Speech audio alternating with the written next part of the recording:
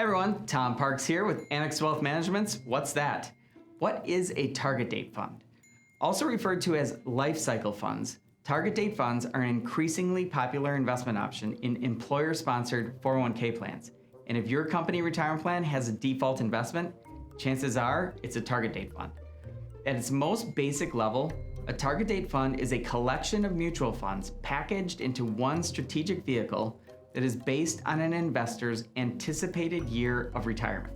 You can spot a target date fund right away because they always come as part of a suite, or vintage as we like to call them in the investment world, and they always end with a number representing the target retirement year. You'll see a list of 10 or 12 funds that go in order from 2020, 2025, 2030, 2035, and so on up to 2060 or 2065. As time passes, the earlier versions are folded into the retirement income option, and then new retirement dates get added to the suite of funds.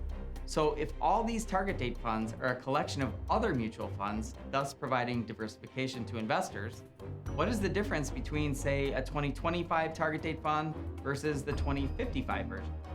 This is what makes target date funds different from their traditional risk-based counterparts.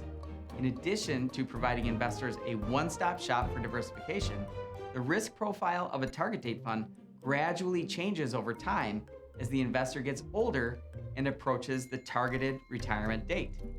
Investment strategists generally recommend that younger people invest more aggressively to take advantage of the growth opportunity that comes with a portfolio more heavily weighted towards stock investments, while people who are closer to retirement adopt a more conservative approach with a higher allocation of bonds and other fixed income instruments in an effort to provide more protection for their nest egg.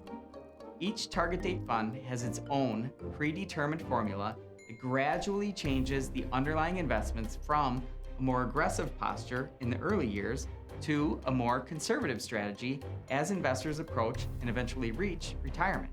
Like other mutual fund investments, target date suites share some common basic attributes, but there is a multitude of intricate differences from one vintage to the next. For instance, you can find both index and actively managed target dates, proprietary and multi-manager structures, and even the de-risking strategies differ among the various target date suites, among other differences that are too numerous to address in this short tutorial. Target date funds are a convenient option for many people, but they aren't for everyone. And as is the case with every other type of investment strategy, it's important to gather as much information as you can before you invest any of your hard-earned dollars. I hope that helped. For more educational content like this, please check out the Annex Wealth Management YouTube channel. Thanks.